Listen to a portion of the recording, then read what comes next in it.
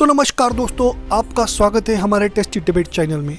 दोस्तों, ज़रा सोच के देखिए, आप किसी अनजाने देश में गए हो और वहाँ पे आप कहाँ रुकने वाले हो, आपको कौन पिकअप करने आ रहा है, आपका कोई वहाँ पे रिलेटिव नहीं है, कोई जान पहचान वाला नहीं है। कंट्री की बात छोड़िए, अगर किसी आप स्टेट में गए हो, स्टेट में भी आपके लिए सेम यही प्रॉब्लम है। आपको कोई जानता नहीं, कोई पहचानता नहीं, आपके रुकने का कोई ठिकाना नहीं।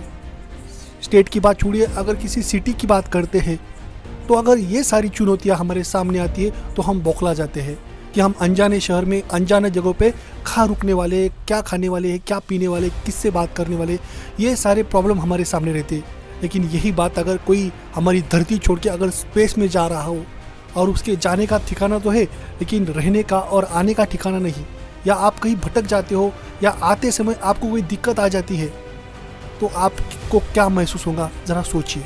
ऐसी ही चुनौतियों का सामना दो लोग फिलहाल में कर रहे हैं।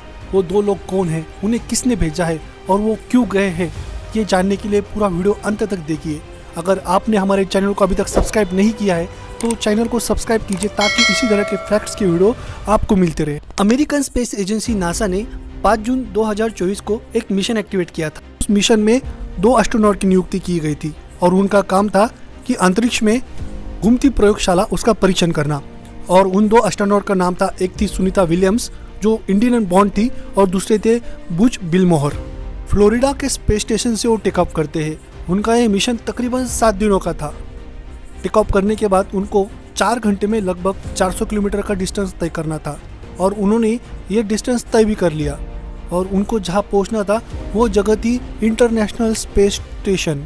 अब ये इंटरनेशनल स्पेस स्टेशन क्या है? जैसे बस रुकती है उसे बस स्टेशन कहा जाता है, जैसे रेलवे रुकती है उसे रेलवे स्टेशन कहा जाता है। ये वैसे ही एक स्टेशन है जहाँ पे एस्ट्रोनॉट रुका करते हैं। एक्चुअली होता ये था कि जहाँ से भी एस्ट्रोनॉट ऊपर की तरफ जाते थे उनका कभी फ्यूल ख़त्म होता था तो उनको कभी खाने की दिक्कत आती थी, तो उनको वापस धरती पे आना और वापस ऊपर अंतरिक्ष में जाना ये पॉसिबल नहीं होता था। तो फिर तब कुछ स्पेस एजेंसी ने दिमाग लगाकर उन्होंने ये सोचा कि क्यों ना हम अपना एक स्टेशन ऊपर अंतरिक्ष में खोल लें। तो इसलिए ये इंटरनेशनल स्पेस स्टेशन खोला गया, जिसे लगभग 5 से 6 कंट्रियों ने मिलकर खोला है। अब हुआ यूँ कि जब सुनीता विलियम्स और उनके सहकारी ने जब फ्लोरिडा से टेक ऑफ किया और टेक ऑफ करने के बाद कुछ घंटों के सफ़र तय करने के बाद जब वो इंटरनेशनल स्पेस स्टेशन पे पहुँचते, अब कोई भी बंदा कोई व्हीकल यूज़ करता है और अपने स्टेशन तक पहुँच जाता है तो अपने व्हीकल का एक बार चेकअप ज़रूर करता है कि मेरे व्हीकल को कुछ नुकसान हुआ है। कोई भी हो, ट्रक हो, कार हो, 2 व्हीलर हो, हम ज़रूर चेकअप करते हैं कि हम ज़्यादा डिस्टेंस तय करने के बाद हमारे व्हीकल को कुछ दिक्कत हुई। आप बतौर ये तो स्पेस है, स्पेस में हर चीज़ का काफ़ी मुआवजा किया जाता है, काफ़ी बारीकाई से उसके ऊपर ध्यान रखा जाता है।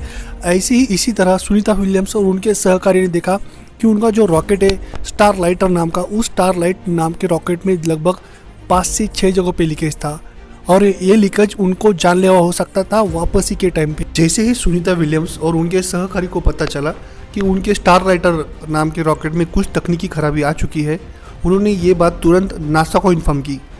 नासा ने इसके बिहाइंड पे उनको रिप्लाई देते हुए कहा कि हाँ, आपके स्टार लाइटर रॉकेट में कुछ तकनीकी खराबी है, कुछ लीकेजेस हो रहे हैं और वो लीकेजेस हीलियम गैस के हैं।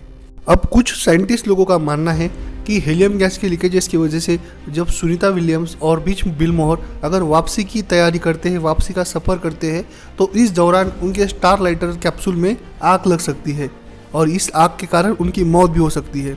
अब इसी दौरान नासा ने और एक डेट डिक्लेयर कर दी। 19 जून को ऑफिशियल स्टेटमेंट नासा ने यह दिया कि आने वाले 26 जून को सुनीता विलियम्स और बुच बिलमोहर ये वापस धरती पर आने वाले हैं। लेकिन कुछ तकनीकी खराबी की वजह से 26 जून का भी उनका प्लान उन्हें ड्रॉप करना पड़ा। 26 जून का प्लान ड्रॉप आउट करने के बाद नासा ने और एक ऑफिशियल स्टेटमेंट दिया। उसमें उन्होंने कहा कि आने वाले 2 जुलाई को हम कैप्सूल की वापसी की तैयारी करने वाले हैं। लेकिन इसी दौरान खबरों में हो, लोगों में हो या पूरी दुनिया में हो, एक क्वेश्चन समझ गया है, एक सवाल समझ गया है, क्या सच में सुनीता विलियम्स और बुच बिलमोहर आसमान में फंस गए हैं? क्या सच में अंतरिक्ष में सुनीता विलियम्स फंस गई है? क्या सच में उनकी जान खतरे में है? ये सारे सवाल मीडिया के माध्यम से हो या लोगों के माध्यम से हो जो उठाए जा रहे हैं। इतने सारे सवाल उठाना ये बात जायज़ है क्योंकि नासा एक ऐसी स्पेस एजेंसी है कि उसने कई सारे मिशन ऐसे करके बताए हैं जो नामुमकिन थे। और इतनी बड़ी एजेंसी को अगर 7 दिन का मिशन 45 डेज तक पोस्टपोन करना पड़ता है तो लोगों के जहन में सवाल तो आएंगे ही। क्या सच में सुनीता विलियम्स और बीच बिलमोर इनकी जान खतरे में है? क्या सच में सुनीता विलियम्स कभी धरती पे वापस ही नहीं आएंगी? तो इसका जवाब है ना, क्योंकि नासा एक ऐसी स्पेस एजेंसी है कि जो कोई भी काम, कोई भी मिशन प्लान बी के तहत ही करती है। उनके पास हमेशा प्लान बी एक्टिविटी रहता है और उनका अनसक्सेस रेट भी काफ़ी कम है।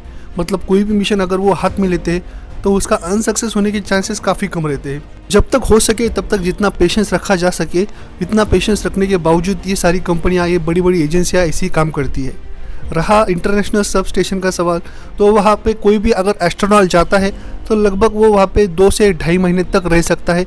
इतना वहाँ पे सारी चीज़ें उपलब्ध रहती है। धरती पे वापस लाना है तो उनका प्लान बी क्या हो सकता है?